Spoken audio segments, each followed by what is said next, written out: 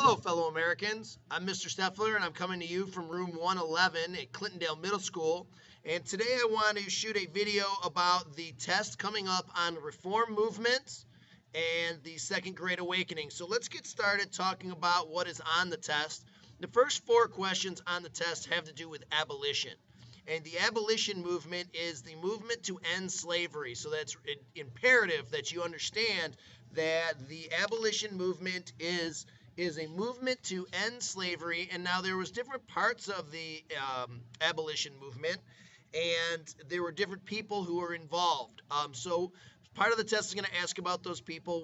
One set of sisters was the Grimke sisters, and they were raised in South Carolina on a plantation owner's farm, and they realized how bad slavery was, so they moved up north, and they became some leading abolitionists. Now, an abolitionist is somebody who is against slavery, and the thing that the Grimke sisters did was, in a time period where women did not speak in public, the Grimke sisters were out speaking in public. They were having town hall meetings. In fact, one time, a group of people burned the building down that they were going to speak in because they were so threatened by what they had to say.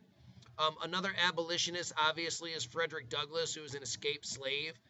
Frederick Douglass, along with Sojourner Truth, were both escaped slaves that were abolitionists. Frederick Douglass came up with the North Star newspaper, and the motto of his right is of no truth. Truth is of no color. Right is of no sex. So that is an important newspaper, the North Star, done by Frederick Douglass. Many radical abolitionists wanted to free the slaves immediately, and some of them even advocated giving the slaves guns and having them free themselves. So there was nothing gradual about what radical abolitionists wanted. They wanted it done now, and they felt like slavery was a sin, and that was going to be it. This video talks about Horace Mann and his efforts for education. Talks about how Horace Mann's efforts mainly helped the children of white parents. Most African Americans at the time were held as slaves. Even those who were freed in the North did not experience the benefits of the education system until much later in our country's history. It talks about the Second Great Awakening and how it was a religious revival, and how it really talked about encouraging people to change and reform society so that they could make it to heaven, so they could be saved by their good works. So those are the two main points about the Second Great Awakening. The last part, there's one question about women's rights, about the Seneca Falls Convention. The Seneca Falls Convention was a convention of like-minded women who wanted changes done to help them in society.